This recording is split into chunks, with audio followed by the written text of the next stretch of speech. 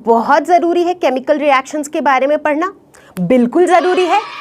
हम बीमार पड़ते हैं और हम दवाई लेते हैं और दवाई मैजिक की तरह काम करता है। कोई मैजिक नहीं होता, एक्चुअली ये दवाई हमारी बॉडी के अंदर जाके केमिकल रिएक्शंस करते हैं।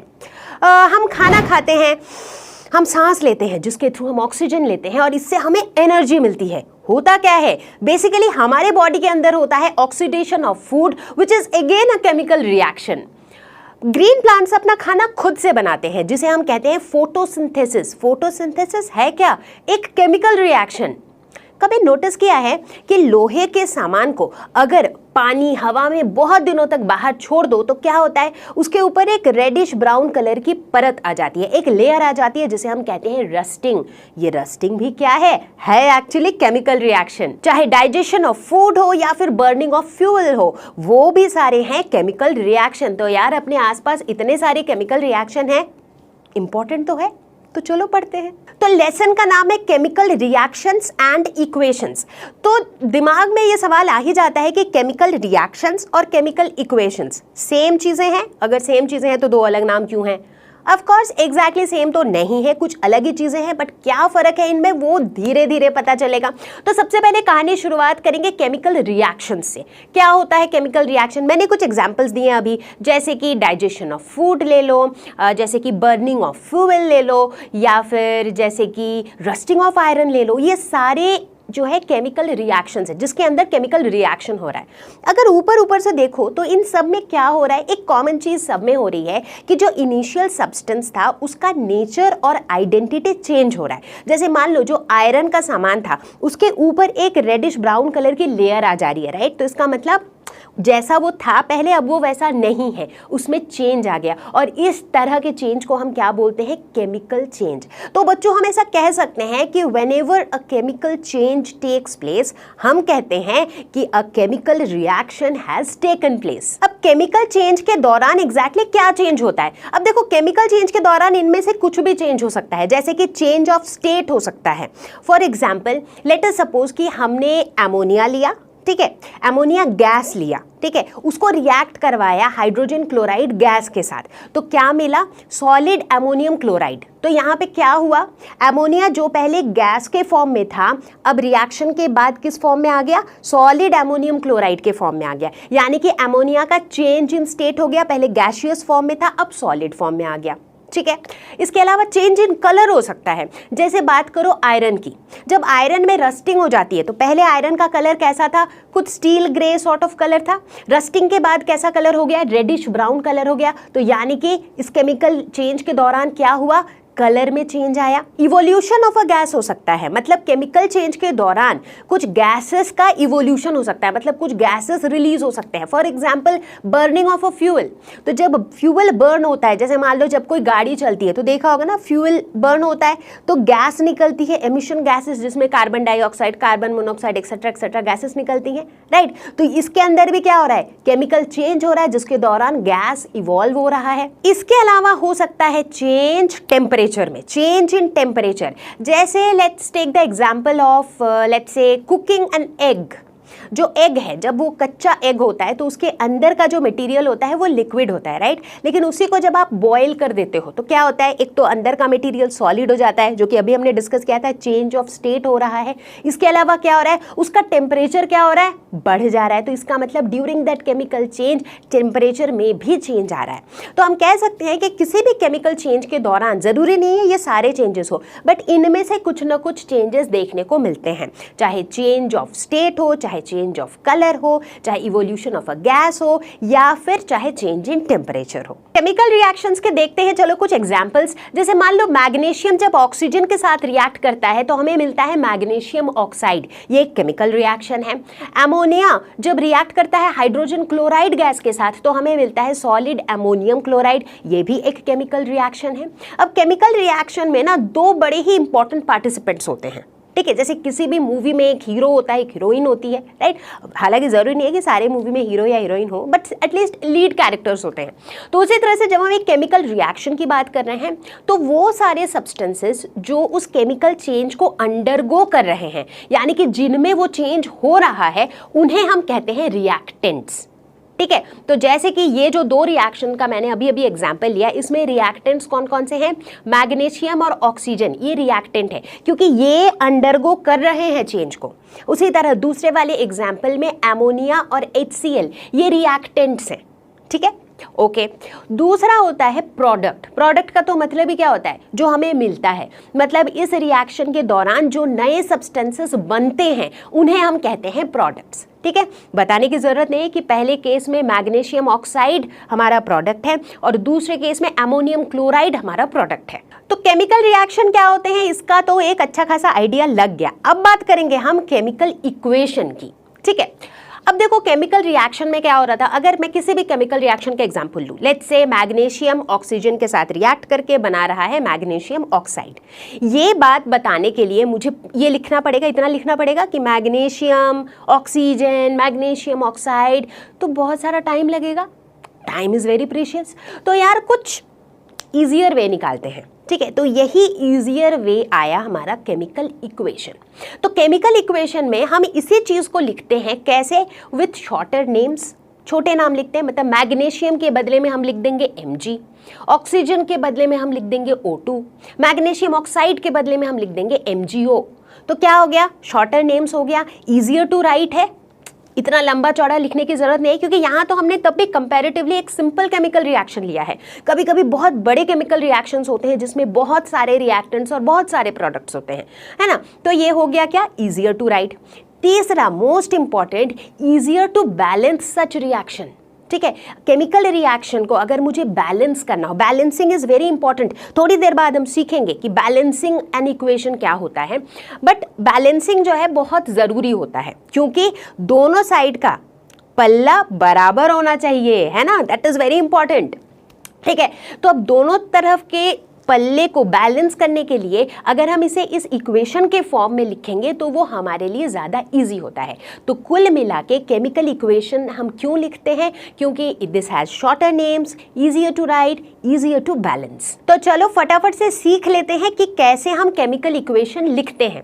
एक सिंपल एग्जाम्पल तो हमने ऑलरेडी देख लिया कि magnesium plus oxygen gives magnesium oxide, इसको हम ऐसे लिखते हैं, सब कुछ हम सिंबलिक फॉर्म में लिखते हैं। अब देखो ऑक्सीजन को O क्यों नहीं लिखा, क्योंकि मैग्नीशियम ऑक्सीजन गैस के साथ रिएक्ट करता है and oxygen is a diatomic gas, तो इसीलिए O2 लिखा हमने, और बना क्या, magnesium oxide which is MgO, ठीक है, क्लियर है, ओके। अब यहाँ पे एक और ख़ास बात ये होती है कि जब भी हम केमिकल इक्वेशन लिखते हैं तो वहाँ पर एक और चीज़ हम मेंशन करते हैं कि जितने भी रिएक्टेंट्स और प्रोडक्ट्स हैं उनका स्टेट क्या है, वो सॉलिड स्टेट में है, वो लिक्विड स्टेट में है, वो गैसियस स्टेट में है, या फिर वो एक्वस स्टेट में है, ठीक है। तो सॉलिड लिक्विड गैस के लिए हम S, L और G का यूज़ करते हैं, स्मॉल लेटर में लिखते हैं हम S, L, G और फर्स्ट ब्रैकेट के अंदर डाल देते हैं। एक्वस के लिए हम यूज़ करते हैं A, Q और उसे फर्स्ट ब्रैकेट के अंदर डाल देते हैं। एक्वस स्टेट है, बोलने का मतलब है कि वो पर्टिकुलर चीज़ जो है वो वाटर में डिजॉल्व है। एक्वा मतलब वाटर, तो वाटर में डिजॉल्व फॉर्म में है वो, ठीक है, इसका ये मतलब होता है, ओके। एक और एग्जाम्पल देखते हैं। लेट अस सपोज हमें एक केमिकल रिएक्शन पता है जो कहता है कि कार्बन मोनोऑक्साइड जब हाइड्रोजन गैस के साथ रिएक्ट करता है तो ये बनाता है मिथाइल अल्कोहल, ठीक है। तो इसको हम केमिकल इक्वेशन इसका कैसे लिखेंगे, चलो देखें। कार्बन मोनोऑक्साइड CO जो कि गैसियस फॉर्म में है, इसीलिए इसके बगल में देखो हमने G लिख दिया है। ये रिएक्ट करेगा H2 हाइड्रोजन गैस के साथ जो कि अगेन गैसियस फॉर्म में है, और ये बनाएगा क्या, methyl alcohol, that is CH3OH जो कि लिक्विड फॉर्म में है, ठीक है। अब यहाँ पे एक चीज़ और नोटिस करो कि जो इक्वेशन का जो एरो है उसके ऊपर लिखा हुआ है 340 एटमॉस्फेयर्स, मतलब ये पर्टिकुलर रिएक्शन टेक प्लेस करेगा at a pressure of 340 atmosphere. तो लेट अस सपोज अगर कोई भी एक ऐसा इक्वेशन है, कोई भी ऐसा रिएक्शन है जो एक पर्टिकुलर टेम्परेचर या प्रेशर या in presence of a particular catalyst वो रिएक्शन होगा, तो इस एरो के ऊपर हम वो चीज़ें भी लिख सकते हैं, ठीक है, एक और एग्जाम्पल देखते हैं, फोटोसिंथेसिस, जो कि एक केमिकल रिएक्शन है। मैंने पहले ही बताया था फोटोसिंथेसिस क्या होता है, वो प्रोसेस होता है जिसके हेल्प से ग्रीन प्लांट्स अपना खाना खुद बनाते हैं। वो अपना खाना किसके फॉर्म में बनाते हैं, ग्लूकोज के फॉर्म में, एब्सोल्युटली करेक्ट।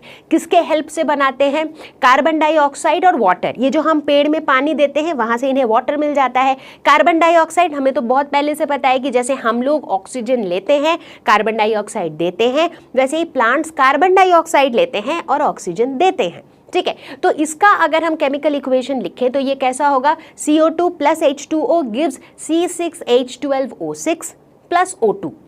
ठीक है, तो देखो प्रोडक्ट क्या है, ग्लूकोज, जो कि इसका फूड है प्लांट का, और साथ में O2। मैंने बताया प्लांट कार्बन डाइऑक्साइड लेते हैं और ऑक्सीजन देते हैं, तो इसीलिए ऑक्सीजन यहाँ पे प्रोडक्ट है। ठीक है, क्लियर है। अब देखो यहाँ पर भी हमने जो इनके जो स्टेट हैं वो सारे हमने मेंशन कर दिए हैं। जैसे फॉर एग्जांपल जो ग्लूकोज बन रहा है वो एक्वस फॉर्म में बन रहा है, मतलब वो वाटर में डिसॉल्व्ड फॉर्म में बन रहा है, राइट। जो वाटर है वो लिक्विड फॉर्म में है, राइट। सो सिमिलरली हमने सब चीज़ का स्टेट मेंशन कर दिया। इसके अलावा एक और चीज़ नोटिस करो, जहाँ पे एरो है वहाँ पे हमने क्या लिखा है, क्लोरोफिल सनलाइट। मतलब ये जो रिएक्शन है, इस रिएक्शन को होने के लिए सनलाइट का प्रेजेंस बहुत ज़रूरी है, क्लोरोफिल का होना बहुत ज़रूरी है, राइट। तो वही मैंने बताया था कि अगर कुछ भी स्पेशल कंडीशंस है उस रिएक्शन को होने के लिए, तो इक्वेशन को लिखते दौरान हम एरो के ऊपर वो जो भी स्पेसिफिक टेम्परेचर हो, प्रेशर हो, या कुछ भी कोई presence of some other substance हो, तो वो सारी चीज़ें हम वहाँ पर मेंशन कर देते हैं। तो I think with these two examples आपको क्लियर हो गया होगा कि हम केमिकल इक्वेशन कैसे लिखते हैं, और इसी के साथ ये भी क्लियर हो गया होगा कि केमिकल रिएक्शन और केमिकल इक्वेशन में क्या फ़र्क है। प्यारे बच्चों, मैंने अभी थोड़ी देर पहले बताया था कि जैसे ही हम केमिकल इक्वेशन की बात करेंगे ना, तो balancing a chemical equation becomes a super duper important concept and a super duper important topic. But सवाल ये उठता है कि हम किसी इक्वेशन को बैलेंस क्यों करते हैं? ज़रूरी है, बहुत ज़्यादा ज़रूरी है। क्यों ज़रूरी है, पहले कॉन्सेप्ट को समझते हैं। ठीक है, देखो हमें क्या पता है, काफ़ी पहले से हमें ये बात पता है कि मास जो है can neither be created not destroyed, right. मतलब जो मास है ना, भले ही यहाँ से वहाँ ट्रांसफ़र हो सकता है during various processes, but total mass constant ही रहता है। वो ना तो हम ख़त्म कर सकते हैं, ना ही इसे क्रिएट कर सकते हैं। विच मीन्स जब हम एक केमिकल रिएक्शन की बात कर रहे हैं, तो किसी भी केमिकल रिएक्शन से पहले और रिएक्शन के बाद एक पर्टिकुलर एलिमेंट के जो नंबर ऑफ एटम्स थे वो बराबर होने चाहिए। बात समझ में आई, नहीं आई? एग्जाम्पल लेते हैं। Let us talk about this reaction. Magnesium oxygen के साथ मिलकर मैग्नीशियम ऑक्साइड बनाया। ठीक है, जो मर्जी है मैग्नीशियम का बनाने दो, मैग्नीशियम ऑक्साइड बनाने दो, कुछ और बनाना है तो किसी और के साथ रिएक्ट करके मैग्नीशियम सल्फेट बनाने दो, जो मर्जी है उसको बनाने दो। लेकिन ये जो यूनिवर्सल ट्रुथ है वो ट्रुथ ही रहेगा कि भाई मैग्नीशियम के जितने नंबर ऑफ एटम्स रिएक्शन से पहले थे और मैग्नीशियम के जितने नंबर ऑफ एटम्स रिएक्शन के बाद हैं वो बराबर होने चाहिए। भले मैग्नीशियम ऑक्सीजन के साथ मिल जाए, मैग्नीशियम सल्फेट के साथ मिल जाए, मैग्नीशियम क्लोराइड के साथ मिल जाए, उससे हमें फ़र्क नहीं पड़ता। ठीक है, तो इसका मतलब ये हुआ कि अगर हम एक केमिकल इक्वेशन को देखें तो उस पर्टिकुलर इक्वेशन में किसी भी एलिमेंट के लेफ्ट हैंड साइड में जितने नंबर ऑफ एटम्स हैं, राइट हैंड साइड में भी उतने ही नंबर ऑफ एटम्स होने चाहिए, है कि नहीं? तो इसका मतलब अगर मैं इसी इक्वेशन की बात करूं तो मैग्नीशियम के नंबर ऑफ एटम्स दोनों तरफ बराबर होने चाहिए, ऑक्सीजन के नंबर ऑफ एटम्स दोनों तरफ बराबर होने चाहिए, है ना? तो भाई इस एग्जाम्पल को देख लो ध्यान से। यहाँ पर अगर हम लेफ्ट हैंड साइड में देखें तो मैग्नीशियम का एक एटम है, अगर हम राइट हैंड साइड में देखें तो मैग्नीशियम का एक एटम है। मैग्नीशियम तो बैलेंस्ड है, बहुत बढ़िया। ऑक्सीजन की बात करो, ऑक्सीजन का अगर हम लेफ्ट हैंड साइड में देखें तो 2 एटम्स है, O2 है, राइट। लेकिन अगर हम राइट हैंड साइड में देखें, यार यहाँ तो एक ही एटम है, सिर्फ O है, तो यानी कि ऑक्सीजन तो बैलेंस नहीं है ना? तो हमें ऑक्सीजन को बैलेंस करना होगा। तो हम बोलेंगे कि यार कैसे बैलेंस करें, यहाँ पे एक 2 लगा देते हैं, राइट। अब ऑक्सीजन देखो दोनों तरफ बैलेंस हो गया, क्योंकि अब दोनों तरफ ऑक्सीजन के 2 एटम्स है। लेकिन यार इससे लफड़ा हो गया कि हमारा मैग्नीशियम अनबैलेंस हो गया, है कि नहीं? अब क्या हो गया, इधर क्या हो गया, 2 MgO आ गया, तो 2 मैग्नीशियम के एटम्स आ गए on the right hand side, लेकिन लेफ्ट हैंड साइड में तो अभी भी 1 है। इसको कैसे बैलेंस करें? तो लेफ्ट हैंड साइड में भी 2 से मल्टीप्लाई कर देते हैं, कर दिया। तो अब मेरा बैलेंस्ड केमिकल इक्वेशन क्या हो गया, 2Mg + O2 गिव्स 2MgO। अब इस इक्वेशन को ध्यान से देखो, दोनों तरफ मैग्नीशियम बैलेंस्ड, दोनों तरफ ऑक्सीजन बैलेंस्ड, तो यानी कि ये हमारा एक बैलेंस्ड केमिकल इक्वेशन है। तो जब कभी भी हम कोई केमिकल इक्वेशन लिखते हैं तो ideally we should always write a balanced chemical equation, क्योंकि एंड ऑफ द डे सारे केमिकल इक्वेशन बैलेंस्ड ही होते हैं, क्योंकि अनबैलेंस्ड केमिकल इक्वेशन का होना रियलिटी में पॉसिबल नहीं है। लॉजिक समझ में आ गया ना, क्योंकि मास हमेशा सेम ही रहेगा, तो रिएक्शन से पहले और रिएक्शन के बाद हर एलिमेंट के नंबर ऑफ एटम्स सेम ही रहेंगे। चलो एक और एग्जांपल देखते हैं। Zn plus H2SO4 gives ZnSO4 plus H2। Zinc react कर रहा है सल्फ्यूरिक एसिड के साथ और बना रहा है जिंक सल्फेट प्लस हाइड्रोजन, ठीक है। अब यहाँ पर एक एक एलिमेंट करके चेक करेंगे कि क्या ये रिएक्शन बैलेंस्ड है या नहीं। अगर जिंक की बात करें तो जिंक दोनों तरफ बैलेंस्ड। अगर बात करें हाइड्रोजन की, इधर H2 है लेफ्ट हैंड साइड में, और अगर राइट हैंड साइड की बात करें तो वहाँ भी H2 है, तो हाइड्रोजन भी बैलेंस्ड। अगर सल्फेट की बात करें तो लेफ्ट हैंड साइड पे क्या है, SO4, अगर राइट हैंड साइड की बात करें तो यहाँ भी SO4, तो यानी कि सल्फेट भी बैलेंस्ड। तो wow, that's a great news कि ये जो केमिकल इक्वेशन है ये ऑलरेडी बैलेंस्ड है, तो इसे बैलेंस करने के लिए हमें कुछ भी करने की ज़रूरत नहीं है। तो चलो बच्चों, कुछ प्रैक्टिस किया जाए। बिना प्रैक्टिस के कहाँ से क्रिस्टल क्लियर होगा कॉन्सेप्ट, है ना। तो देखो यहाँ पे कुछ इक्वेशंस दिए हुए हैं, हमें सिर्फ इतना बताना है कि क्या ये इक्वेशन बैलेंस है या नहीं है, ठीक है। सबसे पहले देखेंगे हम अपना पहला equation, Fe plus H2O gives Fe3O4 plus H2, ठीक है। मैंने क्या बोला था, बैलेंस्ड है या नहीं है, ये बताने के लिए देखना पड़ेगा कि हर एलिमेंट के number of atoms on the left hand side and right hand side बराबर होने चाहिए, ठीक है। तो सबसे पहले उठा लो आयरन। आयरन का यहाँ पर एक एटम है, इस तरफ आयरन Fe3 है, यानी कि 3 एटम्स है, तो क्या आयरन बैलेंस्ड है, यहाँ पे नहीं है। अगर बात करें H2 की, H2 इधर H2 है, इधर भी H2 है, तो चलो हाइड्रोजन तो बैलेंस्ड है। ऑक्सीजन की बात करें तो इधर ऑक्सीजन 1 एटम है, इधर ऑक्सीजन 4 एटम्स है, तो ओवरऑल क्या ये रिएक्शन बैलेंस्ड है, ये इक्वेशन बैलेंस्ड नहीं है। So this is not balanced. देखते हैं दूसरा, CO plus H2 gives CH3OH, ठीक है। यहाँ पर कार्बन की अगर बात करें, कार्बन इधर एक है, इधर भी एक है, तो कार्बन तो चलो बैलेंस्ड लग रहा है। हाइड्रोजन की बात करें, इधर 2 है और इधर कितने हैं, 3 एटम प्लस 1 एटम, 4 एटम है, यानी कि हाइड्रोजन बैलेंस्ड नहीं है। ऑक्सीजन की बात करें, ऑक्सीजन इधर एक है, इधर भी एक है। अब यहाँ पे कार्बन और ऑक्सीजन तो बैलेंस्ड है, बट हाइड्रोजन बैलेंस्ड नहीं है, इसका मतलब ओवरऑल इक्वेशन क्या है, नॉट बैलेंस्ड।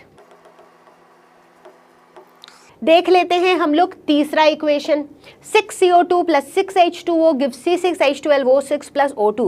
बता सकते हो ये कौन से प्रोसेस का रिएक्शन है, फोटोसिंथेसिस, एब्सोल्युटली करेक्ट। तो यहाँ पे देख लो, अगर हम देखें कि यार कार्बन कितने हैं, है ना, तो यहाँ पे आपको कितना दिख रहा है, कार्बन एक दिख रहा है, नहीं 6 कार्बन है, तो यहाँ पर कार्बन है 6, कार्बन लेफ्ट हैंड साइड में और नहीं है, ओके। अब राइट हैंड साइड की बात करें, यहाँ पर भी देखो कार्बन कितने हैं, 6, तो कार्बन तो बैलेंस्ड है। अब बात करते हैं लेट्स से हाइड्रोजन की, तो हाइड्रोजन देखो यहाँ पर कितने हैं, H2 है और 6H2 है, यानी कि टोटल 12 हाइड्रोजन है इधर। इस साइड की बात करें तो यहाँ पर कितने हैं, यहाँ पर भी देखो 12 हाइड्रोजन है, तो भाई हाइड्रोजन भी बैलेंस्ड है। बाकी रहा ऑक्सीजन, ऑक्सीजन देखते हैं, यहाँ पे देखो ऑक्सीजन है O2, बट ये 6 भी तो है, राइट, 6CO2 है, तो मतलब ऑक्सीजन यहाँ पे हो गया 6 × 2 12, प्लस ऑक्सीजन यहाँ पर भी है 6H2O में, यहाँ पर 6 है, तो ये 12 प्लस 6 मिला के टोटल 18 ऑक्सीजन के एटम्स हैं on the left hand side. और वही राइट हैंड साइड पे देखो, इधर 6O2 है, यानी कि इधर 12 ऑक्सीजन है, इधर O6 है, यानी कि 6 ऑक्सीजन, तो 6 + 12 इधर भी कितने हैं, 18 ऑक्सीजन है। तो इसका मतलब इस इक्वेशन में तो भाई हाइड्रोजन, ऑक्सीजन, कार्बन सारे के सारे बैलेंस्ड हैं। So this is a balanced chemical equation. तो अब ये तो समझ में आ गया कि एक गिवन इक्वेशन बैलेंस्ड है या नहीं है, ये आप कैसे पता करोगे। तो चलो अब आप पहुंचे हैं हम सबसे क्रिटिकल, सबसे important part of this chapter में, which is balancing the chemical equation, कि भाई एक गिवन इक्वेशन को हम बैलेंस करेंगे कैसे। इसके लिए हमारे कुछ स्टेप्स हैं जो हमें फॉलो करने होंगे। पहला स्टेप, कोई भी गिवन इक्वेशन में अगर तुम्हें रिएक्टेंट और प्रोडक्ट साइड में कोई पॉली एटॉमिक दिख रहा है तो सबसे पहले पॉली एटॉमिक्स को बैलेंस करो। पॉली एटॉमिक बोले तो पॉली मतलब मेनी, जिसमें मेनी एटम्स हो। फॉर एग्जाम्पल H2O एक पॉली एटॉमिक मॉलिक्यूल है क्योंकि उसमें हाइड्रोजन और ऑक्सीजन दोनों के एटम्स हैं। NH3 पॉली एटॉमिक है जिसमें नाइट्रोजन और हाइड्रोजन दोनों के एटम्स हैं। तो मतलब जिसमें एक से अधिक तरह के एटम्स होते हैं उन्हें हम कहते हैं पॉली एटॉमिक। तो अगर तुम्हें रिएक्टेंट और प्रोडक्ट दोनों साइड में पॉली एटॉमिक्स दिख रहे हैं तो सबसे पहले उन पॉली एटॉमिक्स को बैलेंस करो। Step number 2 balance the metals. उसके बाद किसे बैलेंस करो? मेटल्स को। Step number 3 balance the non metals. उसके बाद नॉन मेटल्स को बैलेंस करो और नॉन मेटल्स में भी सबसे एंड में किसे बैलेंस करो? ऑक्सीजन और हाइड्रोजन को। अब जब आपने सब कुछ को बैलेंस कर लिया है, step number 4 very very important, ये ध्यान देना है कि उस पूरे बैलेंस्ड इक्वेशन में कोई फ्रैक्शन एग्जिस्ट ना करे। जैसे बैलेंस करने के दौरान ऐसा ना हो कि भाई आपने किसी एक पर्टिकुलर चीज को 3/2 से मल्टीप्लाई कर दिया, तो हमें फ्रैक्शन नहीं चाहिए। ठीक है, तो ये 4 स्टेप्स आपको याद रखने हैं। क्या स्टेप्स है? सबसे पहले पॉली एटॉमिक्स अगर हैं तो रिएक्शन में, दूसरा मेटल्स, तीसरा नॉन मेटल्स। नॉन मेटल्स में भी सबसे लास्ट में आएगा हाइड्रोजन ऑक्सीजन का नंबर, और उसके बाद ये चेक करना है कि भाई बैलेंस्ड इक्वेशन में कोई फ्रैक्शन तो नहीं है।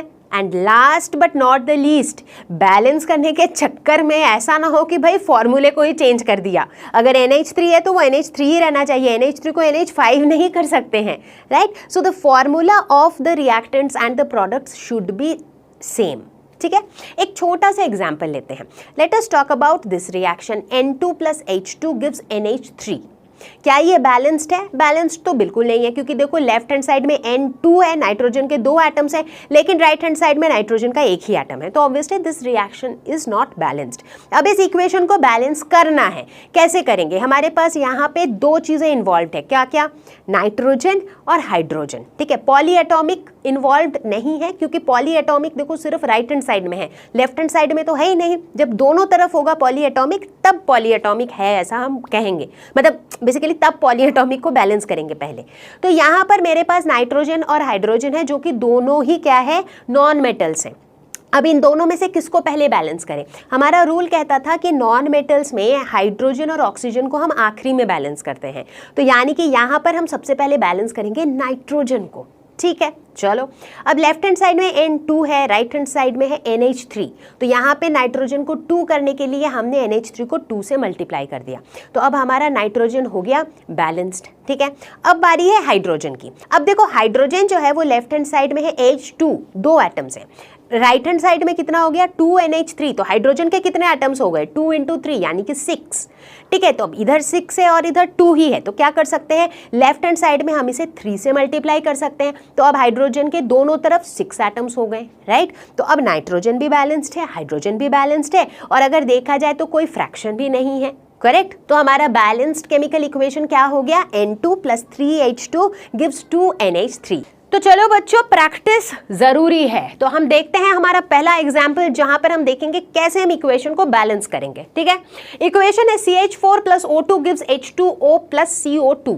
ठीक है, तो यहां पर क्या हमारे पास कोई ऐसा पॉली एटॉमिक है जो दोनों तरफ हो? नो, ऐसा कोई पॉली एटॉमिक हमारे पास नहीं है। इधर H2O है तो इधर CH4 है तो उधर CO2 है। So let's not worry about the poly Atomics. Metals कुछ है नहीं यहाँ पर। तो यहाँ पर बेसिकली हमारे पास कौन कौन सी चीज़ें हैं? हमारे पास कार्बन है, हमारे पास हाइड्रोजन है और हमारे पास ऑक्सीजन है, और ये सारे के सारे नॉन मेटल्स हैं। हमें क्या पता है?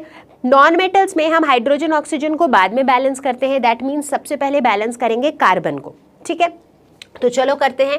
अब देखो कार्बन इधर है 1, इधर भी है 1। अरे वाह, कार्बन तो ऑलरेडी ही बैलेंस्ड है, तो कार्बन को बैलेंस करने के लिए हमने अलग से कुछ नहीं किया। ओके, कोई बात नहीं। अब बात करते हैं लेट्स से हाइड्रोजन की। तो देखो यहाँ पर हाइड्रोजन कितने हैं? 4। इस तरफ हाइड्रोजन है 2। तो इसे बैलेंस करने के लिए क्या करेंगे? यहाँ पर हम 2 से मल्टीप्लाई कर देंगे। तो अब देखो हाइड्रोजन दोनों तरफ क्या हो गया? बैलेंस हो गया। दोनों तरफ 4 हाइड्रोजन के एटम्स आ गए। बहुत बढ़िया। अब बचा हमारा ऑक्सीजन। ऑक्सीजन देखो, ऑक्सीजन इधर है 2 और इधर कितने हो गए? यहाँ पे 2 लगा दिया था, इसीलिए यहाँ पर ऑक्सीजन है 2 और यहाँ पर भी ऑक्सीजन है 2। तो यानी कि 2 + 2 कितने ऑक्सीजन है? टोटल 4 है। बट इधर ऑक्सीजन 2 ही है, तो हमने क्या किया? यहाँ पर 2 से मल्टीप्लाई कर दिया। तो अब मेरा ऑक्सीजन भी बैलेंस्ड हो गया। हो गया ना। तो इसका मतलब मेरा बैलेंस्ड इक्वेशन क्या हो गया, CH4 plus 2O2 gives 2H2O plus CO2. So this is my balanced chemical equation. तो चलो देखते हैं एग्जाम्पल 2। दिया हुआ है AgNO3 plus MgCl2 gives AgCl plus MgNO3 whole 2। ठीक है, सबसे पहले देखो कौन कौन सी चीजें हैं हमारे इस पर्टिकुलर इक्वेशन में। क्या कोई पॉली एटॉमिक है, ध्यान से देखना, बिल्कुल है। यहाँ पर क्या है, NO3 एक पॉली एटॉमिक मॉलिक्यूल है, इसमें देखो मोर देन वन एटम है और देखो NO3 दोनों तरफ है ना, तो पॉली एटॉमिक है। यहाँ पर हमारे यहाँ पे मेटल्स हैं, मेटल्स भी है, देखो ना सिल्वर है ना, यहाँ पर मेटल भी है, सो मेटल भी है हमारे पास मैग्नीशियम भी है और हमारे पास क्या है, क्लोरीन है। ठीक है, तो चलो इसी ऑर्डर में इनको हम बैलेंस करते चलते हैं। सबसे पहले पॉली एटॉमिक को इंपॉर्टेंस मिलेगा। तो देखो इधर NO3 होल 2 है, यानी कि NO3 के कितने मॉलिक्यूल हैं, 2। इधर NO3 अकेला है, तो इसीलिए यहाँ पे 2 से मल्टीप्लाई कर देते हैं। तो अब हमारा NO3 हो गया बैलेंस। ठीक है, अब बात करते हैं सिल्वर की। सिल्वर देखो इधर 2 सिल्वर है और इधर 1 सिल्वर है, तो चलो इसको बैलेंस करने के लिए इधर 2 लगा देते हैं। अब सिल्वर भी हो गया हमारा बैलेंस। अगला देखते हैं मैग्नीशियम को। इधर मैग्नीशियम 1 है, इधर भी मैग्नीशियम 1 है, तो भाई मैग्नीशियम फिलहाल तो बैलेंस्ड ही दिख रहा है। अब बात करते हैं Cl की। तो इधर देखो Cl 2 है, इधर भी 2 Cl है, तो Cl भी हमारा बैलेंस्ड है। तो यानी कि ये जो इक्वेशन है ये हो चुका है बैलेंस्ड। आप पहुंचे हैं एग्जाम्पल नंबर 3। इक्वेशन दिया हुआ है H2SO4 plus KOH gives K2SO4 plus H2O। ठीक है, सबसे पहले नोट डाउन कर लेते हैं कौन कौन सी चीजें हैं। कोई पॉली एटॉमिक मॉलिक्यूल है, ध्यान से देखना, बिल्कुल है, SO4 है ना, दोनों तरफ प्रेजेंट भी है, तो यहाँ पहले लिख लेते हैं SO4 है हमारे पास। कोई मेटल है यहाँ पर देखने को मिल रहा है पोटेशियम, इसके अलावा है यहाँ पर हाइड्रोजन और ऑक्सीजन। ठीक है, सल्फर या ऑक्सीजन फिर से नहीं काउंट करेंगे क्योंकि वो तो सल्फेट ग्रुप में ही आ गया पॉली एटॉमिक में। अब इसे इस सीक्वेंस में हम बैलेंस करते चलेंगे। ठीक है, सबसे पहले SO4 की बात करते हैं। तो इधर SO4 1 है, इधर भी SO4 1 है, तो फिलहाल ये बैलेंस्ड दिख रहा है। उसके बाद बात करते हैं पोटेशियम की। इधर पोटेशियम है 2, इधर है 1, तो इधर 2 से मल्टीप्लाई कर देते हैं, तो ये बैलेंस हो गया।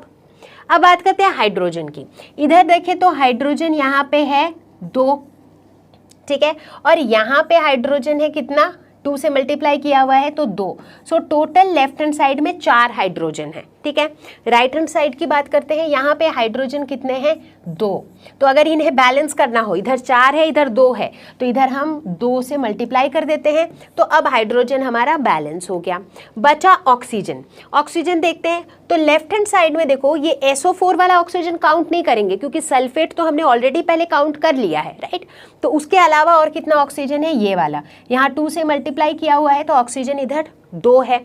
अब इस तरफ देखते हैं, इधर भी देखो इस ऑक्सीजन को काउंट करेंगे तो यहाँ भी 2 से मल्टीप्लाई किया हुआ है तो ऑक्सीजन 2 है, यानी कि ऑक्सीजन भी बैलेंस्ड है।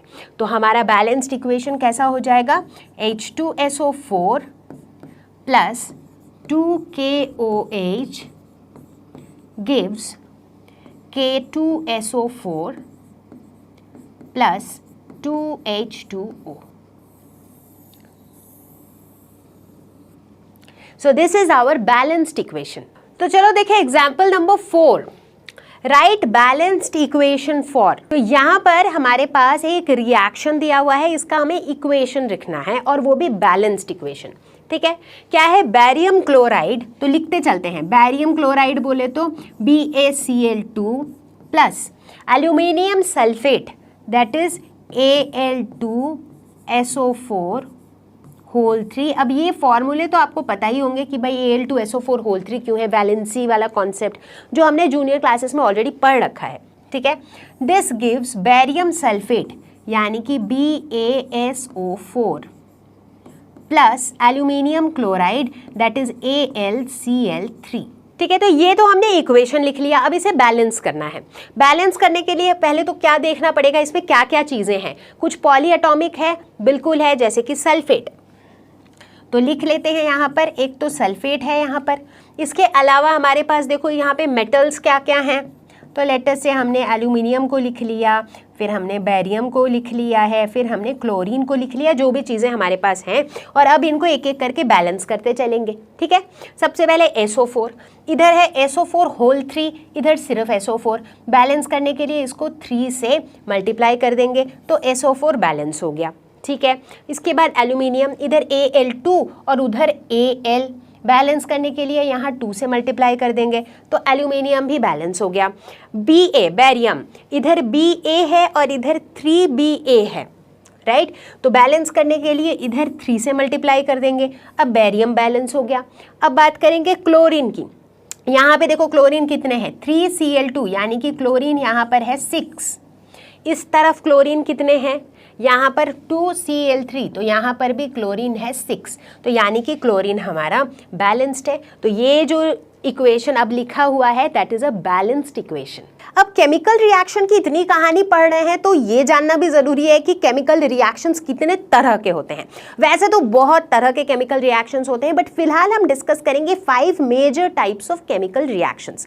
शुरुआत करेंगे कॉम्बिनेशन रिएक्शन से, उसके बाद बात करेंगे decomposition reaction, displacement reaction, double displacement reaction and combustion reaction.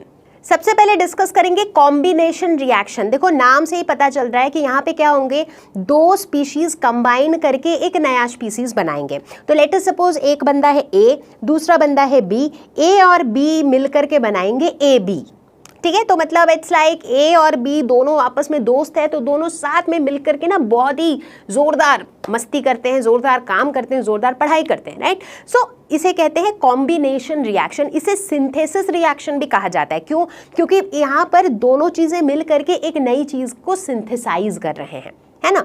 तो चलो कुछ एग्जाम्पल्स देखें। तो अगर एग्जाम्पल्स की बात करें तो ढेर सारे एग्जाम्पल्स यहाँ पर ऑलरेडी दिख रहे होंगे आपको, है ना। तो इनमें से कोई सा भी एग्जाम्पल उठा लो, हम लोग इक्वेशन की तरफ फोकस करते हैं। ठीक है, अब देखो क्या हो रहा है सभी जगह। यहाँ पर देखो कैल्शियम ऑक्साइड और वाटर दोनों मिल करके बना रहे हैं कैल्शियम हाइड्रोक्साइड, है ना। देखो दोनों साथ में मिल करके सिंथेसाइज कर रहे हैं, तो सिंथेसिस रिएक्शन। यहाँ पे देखो H2 और O2 हाइड्रोजन और ऑक्सीजन साथ में मिल करके बना रहे हैं H2O। यहाँ पे देखो Na और Cl2 सोडियम और क्लोरीन साथ में मिल करके बना रहे हैं NaCl। यहाँ देखो मैग्नीशियम और ऑक्सीजन साथ में बना रहे हैं मैग्नीशियम ऑक्साइड। कार्बन मोनोऑक्साइड और ऑक्सीजन साथ में बनाते हैं कार्बन डाइऑक्साइड। सल्फर डाइऑक्साइड और ऑक्सीजन बना रहे हैं सल्फर ट्राइऑक्साइड। तो सारे एग्जाम्पल्स पे इन्हीं के ही रिएक्शंस लिखे हुए हैं यहाँ पर। तो इन सब में हमें क्या देखने को मिल रहा है कि 2 चीजें मिल करके एक चीज बना रही है। ठीक है, तो ये सारे हैं कॉम्बिनेशन या फिर सिंथेसिस रिएक्शंस। अगला नंबर है डिकम्पोजिशन रिएक्शन का। डिकम्पोजिशन मतलब कोई एक चीज डिकम्पोज हो जा रही है 2 या 2 से अधिक चीजों में, मतलब एक सिंगल कंपाउंड डिकम्पोज होके बना रही है 2 या 2 से अधिक स्पीशीज। मतलब ये जो दोस्ती थी ना, ये दोस्ती वाली बात नहीं है। अब जैसे एक ग्रुप था, वो ग्रुप टूट के, एक ग्रुप में लेट से 5 दोस्त थे, अब वो 5 दोस्त टूट के अलग अलग सारे दोस्त निकल गए। ठीक है, सो दैट इज डिकम्पोजिशन। तो मान लो अगर हमारे पास एक कंपाउंड था AB, तो AB डिकम्पोजिशन रिएक्शन के दौरान बना देगा A प्लस B। एग्जाम्पल्स देखें। डिकम्पोजिशन रिएक्शंस को कैसे पहचानोगे? देखो यहाँ पे कितने सारे एग्जाम्पल्स फिर से दिए हुए हैं। इन एग्जाम्पल्स में क्या हो रहा है, एक चीज टूट के 2 या 2 से अधिक चीज बन जा रही है। जैसे देखो यहाँ पे H2O वाटर जो है ये टूट के बन जा रहा है हाइड्रोजन और ऑक्सीजन। H2O2 या फिर हाइड्रोजन परऑक्साइड जो है ये टूट के बन जा रहा है वाटर और O2। ठीक है, कॉपर का कार्बोनेट CuCO3 ये टूट के बन जा रहा है कॉपर का ऑक्साइड और CO2। मतलब एक चीज टूट के मल्टीपल चीजें बन रही है। यहाँ पर एमोनिया टूट के बन रहा है नाइट्रोजन और हाइड्रोजन।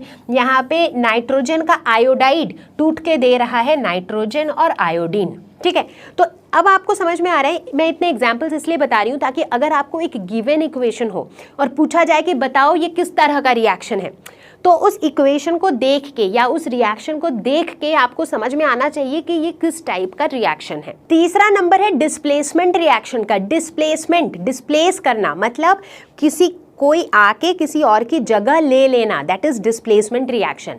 मतलब लेट अस से कि एक कंपाउंड है AB जो अपना मस्त है, खुश है। ठीक है, A और B साथ में है, बड़े खुश हैं। अचानक एक तीसरा बंदा आ गया C।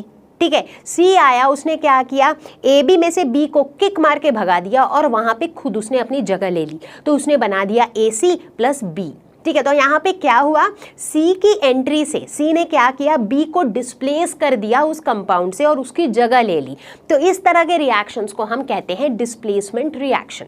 ठीक है, एग्जांपल्स देखेंगे तो और क्लियर होगा। डिस्प्लेसमेंट रिएक्शंस के एग्जांपल्स देखते हैं। ठीक है, तो लेट अस से पहले एग्जांपल की बात करते हैं। HCl plus Mg gives MgCl2 plus H2। देखो क्या पिक्चर है यहाँ पर, पहले हाइड्रोजन और क्लोरीन साथ में थे HCl में। ठीक है, लेकिन क्या हुआ, पिक्चर में आ गया मैग्नीशियम। मैग्नीशियम ने क्या किया, हाइड्रोजन को उसकी जगह से हटा दिया और उसकी जगह ले ली, और देखो क्लोरीन के साथ खुद आके बैठ गया और बना दिया MgCl2 और हाइड्रोजन बेचारा बाहर निकल गया। समझ में आ रहा है? तो मतलब इक्वेशन को देख के ही आप पता कर सकते हो कि कहानी क्या चल रही है, ये किस तरह का रिएक्शन है। दूसरा एग्जांपल देखो, H2SO4 plus Fe gives FeSO4 plus H2। Fe बोले तो आयरन। यहाँ देखो क्या हो रहा है, पहले हाइड्रोजन और सल्फेट एकदम साथ साथ खुशी खुशी थे H2SO4 में, लेकिन बीच में आ टपका Fe ने क्या किया, यहाँ पे हाइड्रोजन की जगह ले ली, हाइड्रोजन को किक मार के भगा दिया, इसीलिए देखो हाइड्रोजन बेचारा अलग हो गया और Fe जो है सल्फेट के साथ बना दिया FeSO4। ठीक है, समझ में आ रही ना कहानी। तीसरा एग्जाम्पल देखेंगे, HNO3 हाइड्रोजन नाइट्रेट के साथ आराम से खुशी खुशी था, लेकिन पिक्चर में आ गया मैग्नीशियम, हाइड्रोजन को भगाया, उसको डिस्प्लेस किया, उसकी जगह ले ली, बना लिया मैग्नीशियम का नाइट्रेट और हाइड्रोजन बेचारा अलग से निकल गया। हर जगह वही कहानी है, मतलब एक तरह से कह सकते हो ये जितने एग्जाम्पल्स है ना, उन सब एग्जाम्पल्स में बेचारे हाइड्रोजन की कहानी है ना। तो चलो चौथा एग्जाम्पल देखते हैं, zinc plus HCl gives ZnCl2 plus H2। क्या हो रहा है, यहाँ पे देखो हाइड्रोजन क्लोरीन साथ में थे, जिंक आया, हाइड्रोजन को भगाया, बना लिया ZnCl2, हाइड्रोजन अपना अलग निकल गया। सेम कहानी यहाँ भी है, लेड प्लस H2SO4, लेड ने हाइड्रोजन को डिस्प्लेस किया, लेड ने खुद का सल्फेट बना लिया और हाइड्रोजन अलग से निकल गया। ठीक है, तो इन सारे एग्जाम्पल्स से क्या आइडिया लगा कि किस तरह के रिएक्शंस, किस तरह के इक्वेशंस को देख के हम बता सकते हैं कि वो डिस्प्लेसमेंट रिएक्शंस हैं। अब बात करेंगे हम डबल डिस्प्लेसमेंट रिएक्शन के बारे में। मतलब यहाँ पर भी डिस्प्लेसमेंट तो हो रहा है बट डबल डिस्प्लेसमेंट हो रहा है। मतलब पहले क्या हो रहा था कि एक कोई बंदा आ रहा था जो आके किसी और को हटा दे रहा था वहां से, अब क्या होगा, एक बंदा आ रहा है, वो एक इस बंदे को हटा रहा है और ये बंदा वापस उस बंदे को भी हटा रहा है, मतलब दोनों तरफ से डिस्प्लेसमेंट हो रहा है। एक एग्जांपल लेते हैं, लेट अस सपोज कि एक कोई डांस कंपटीशन है जहां पर पार्टनर्स बने हुए हैं, ठीक है, डांस करने के लिए। ठीक है, तो लेट अस से कि जो पहला डांसिंग कपल है दैट इज ए और बी साथ में डांस करेंगे, जो दूसरा डांसिंग कपल है दैट इज सी डी साथ में डांस करेंगे। ठीक है, तो डबल डिस्प्लेसमेंट में क्या होता है कि डी आके ए बी कपल में से बी को हटा के उसकी जगह ले लेता है और बना लेता है ए डी, तो डिस्प्लेसमेंट हो गया। बट इस केस में बी भी चुप नहीं बैठता है, बी बोलता है ठीक है कोई बात नहीं, मैं भी जाके डी की जगह ले लेता हूं, तो बी उधर से जाके डी की जगह ले लेता है और बना लेता है सी बी। तो यानी कि यहाँ पे क्या हुआ, डी ने इधर से बी को डिस्प्लेस किया, बी ने उधर से आके डी को डिस्प्लेस किया, तो दोनों तरफ से डिस्प्लेसमेंट हुआ, इसीलिए इसको कहा जाता है डबल डिस्प्लेसमेंट रिएक्शन। इनफैक्ट अगर हम केमिस्ट्री के तौर पे बात करें तो डबल डिस्प्लेसमेंट रिएक्शन में हम देखते हैं कि जो रिएक्टेंट्स होते हैं उनके बीच में एक्सचेंज ऑफ आयंस होता है, राइट। जैसे यहाँ पे मान लो A B plus C D था, तो ए बी और सी डी दोनों हमारे रिएक्टेंट्स थे, इनके बीच में क्या हुआ, बी और डी एक्सचेंज हो गए, राइट। तो रिएक्टेंट्स के बीच में एक्सचेंज ऑफ आयंस होता है। इनफैक्ट अगर हम डबल डिस्प्लेसमेंट रिएक्शन की एग्जांपल्स की बात करें तो एसिड बेस रिएक्शन, जिसे न्यूट्रलाइजेशन रिएक्शन भी कहा जाता है, और प्रेसिपिटेशन रिएक्शन, ये दो बहुत ही पॉपुलर एग्जांपल्स हैं of double displacement reaction. Precipitation reaction होते क्या है, ऐसे रिएक्शंस जिसमें प्रेसिपिटेट बनता हो। प्रेसिपिटेट मतलब कोई भी ऐसी चीज जो सॉल्यूशन में सॉल्यूबल ना हो, insoluble solid, that is called precipitate. तो प्रेसिपिटेशन रिएक्शन में क्या होता है कि दो सॉल्यूशंस कंबाइन करते हैं to produce an insoluble solid. ठीक है, चूंकि प्रेसिपिटेट बनता है इसीलिए इन रिएक्शंस को कहा जाता है प्रेसिपिटेशन रिएक्शन। ठीक है, तो अगर हमारे पास एक सॉल्यूशन ए है, एक सॉल्यूशन बी है, ये दोनों कंबाइन करके बना देते हैं precipitate C plus solution D. ठीक है, एक रियल लाइफ एग्जांपल लेते हैं। लेट अस सपोज कि हमारे पास सोडियम सल्फेट सॉल्यूशन है और बैरियम क्लोराइड सॉल्यूशन है। जब ये दोनों कंबाइन होते हैं, यानी कि Na2SO4 प्लस BaCl, ठीक है। तो क्या हो जाता है, तो बन जाता है बेरियम सल्फेट का प्रेसिपिटेट प्लस NaCl, ठीक है। अब इस रिएक्शन को ध्यान से देखो, इस इक्वेशन को ध्यान से देखो। यहाँ पे क्या हो रहा है, दो रिएक्टेंट्स हैं हमारे पास, कौन कौन से, एक तो बेरियम क्लोराइड है और दूसरा सोडियम सल्फेट है ना। इनके बीच में क्या हुआ, एक्सचेंज ऑफ आयंस। सोडियम के साथ सल्फेट था, वो सल्फेट चला गया बेरियम के पास, बेरियम के पास क्लोराइड था, वो क्लोराइड चला गया सोडियम के पास, यही तो हुआ, राइट। और ये जो बेरियम सल्फेट है इसका वाइट प्रेसिपिटेट हमें दिखने को मिलता है as a product, and that is why this is a precipitation reaction. तो ये किस तरह का रिएक्शन है, डबल डिस्प्लेसमेंट, क्योंकि एक्सचेंज ऑफ आयंस हो रहा है इसमें, राइट। सल्फेट ने क्लोराइड की जगह ले ली तो क्लोराइड ने भी सल्फेट की जगह ले ली, है ना। दूसरा टाइप का रिएक्शन होता है एसिड बेस रिएक्शन, जिसके बारे में हमने पहले भी पढ़ा है। जब एक एसिड और एक बेस कंबाइन होते हैं तो वो एक दूसरे के इफेक्ट को न्यूट्रलाइज कर जाते हैं, और इसीलिए इन्हें कहा जाता है न्यूट्रलाइजेशन रिएक्शन। जैसे मान लो एक एसिड लेते हैं HCl और एक बेस लेते हैं NaOH, that is sodium hydroxide, ठीक है। जब ये दोनों कंबाइन करते हैं तो क्या बन जाता है, NaCl यानी कि common salt plus H2O, right. अब देखो इस इक्वेशन को अगर ध्यान से देखो तो Na के साथ OH था, है ना, और H के साथ Cl था, राइट। बट हुआ क्या, ये OH चला गया किसके पास, OH चला गया H के पास और बन गया H2O, Cl चला गया किसके पास, Na के पास और बन गया NaCl। तो मतलब जो आयंस हैं उनके एक्सचेंज हो गए between the reactants, so that is why this is a double displacement reaction। तो चलो बच्चों देखते हैं डबल डिस्प्लेसमेंट रिएक्शन का एक एग्जाम्पल। तो यहाँ पर रिएक्शन है AgNO3 और KCl के बीच में, ठीक है। सिल्वर देखो नाइट्रेट के साथ था, हैप्पी हैप्पी, यहाँ पे पोटेशियम क्लोराइन के साथ था, हैप्पी हैप्पी, ठीक है ना। लेकिन क्या हुआ, ये दोनों रिएक्टेंट्स थे, दोनों रिएक्टेंट्स के जो आयंस हैं, इसका आयन था NO3 माइनस नाइट्रेट आयन, इसका था क्लोराइड आयन, ये दोनों हो गए एक्सचेंज, ठीक है। इसीलिए इधर क्या बन गया, Ag के साथ Cl आ गया और पोटेशियम के साथ नाइट्रेट आ गया। तो इसीलिए इस तरह के रिएक्शन को हम कहते हैं डबल डिस्प्लेसमेंट। यहाँ एक चीज़ और नोटिस करो, यहाँ जो ये सिल्वर क्लोराइड बन रहा है ना, ये इसका प्रेसिपिटेट बन रहा है, इसीलिए ये किस टाइप का रिएक्शन है, ये प्रेसिपिटेशन रिएक्शन है। Finally the fifth type of chemical reaction is combustion reaction. Combustion किसे कहते हैं, कंबशन को हम अक्सर ही बर्निंग को कंबशन कहते हैं। बेसिकली कंबशन में होता यह है कि जब भी कोई हाइड्रोकार्बन, मतलब कोई भी एक ऐसा कंपाउंड जिसमें हाइड्रोजन और कार्बन दोनों हो, इस तरह के हाइड्रोकार्बन जब ऑक्सीजन के साथ रिएक्ट करते हैं तो जनरली वो कार्बन डाइऑक्साइड और वाटर प्रोड्यूस करते हैं, और इस तरह के रिएक्शन को हम कहते हैं कंबशन रिएक्शन। जैसे कि बर्निंग ऑफ फ्यूल्स, जो फ्यूल्स होते हैं वो क्या होते हैं, हाइड्रोकार्बन होते हैं। जब वो बर्न करते हैं मतलब इन प्रेजेंस ऑफ ऑक्सीजन जब वो रिएक्ट करते हैं तो क्या बनता है, कार्बन डाइऑक्साइड बनता है। इसीलिए देखा होगा बर्निंग ऑफ फ्यूल्स, जब व्हीकल्स चलती हैं तो जो गैसेस एमिट होती हैं, राइट, तो कार्बन डाइऑक्साइड बनता है, राइट। तो these are called combustion reactions. तो चलो कुछ कंबशन रिएक्शंस के भी एग्जांपल देखेंगे। तो बच्चों जैसा कि डिस्कस किया था, कंबशन रिएक्शन में होता क्या है, हाइड्रोकार्बन ऑक्सीजन के साथ रिएक्ट करते हैं। तो सारे एग्जांपल्स में देखो, मीथेन हाइड्रोकार्बन है, हाइड्रोजन है, कार्बन है। ये देखो 8 कार्बन वाला ऑक्टेन, ये भी कार्बन है, हाइड्रोजन है। यहाँ देखो C3H8, यहाँ देखो ये अल्कोहल है, बट है तो सब हाइड्रोकार्बन्स। ये सारी चीज़ें C4H10, ये सारे जो हैं कंपाउंड्स, ये ऑक्सीजन के साथ रिएक्ट कर रहे हैं। So you see oxygen is common everywhere. Combustion reaction मतलब वहाँ पर वो ऑक्सीजन से रिएक्ट करेंगे, और जो प्रोडक्ट बनता है उसमें भी हमें कॉमन मिलता है, what, CO2 and H2O, CO2 H2O, CO2 H2O, CO2 H2O, CO2 H2O। तो इस तरह से कंबशन रिएक्शन को आइडेंटिफाई करना काफ़ी सिंपल है। एक तो ऑक्सीजन के साथ रिएक्शन होता है, दूसरा कार्बन डाइऑक्साइड और वाटर इनका बाई प्रोडक्ट्स होता है।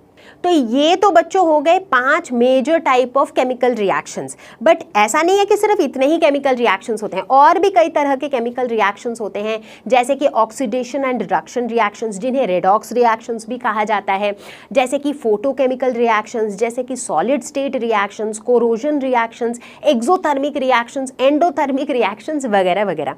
हालांकि हम सारों को तो डिटेल में डिस्कस नहीं करेंगे, बट कुछ इंपॉर्टेंट वंस को हम जरूर डिस्कस करेंगे। तो यहाँ डिस्कस करेंगे हम ऑक्सीडेशन एंड रिडक्शन रिएक्शंस, ठीक है, बहुत इंपॉर्टेंट कॉन्सेप्ट है, आगे जाके हायर क्लासेस में भी हम इस तरह के रिएक्शंस के बारे में डिस्कस करेंगे, तो इसलिए ज़रूरी है कि बेस हमारा मजबूत रहे, है ना।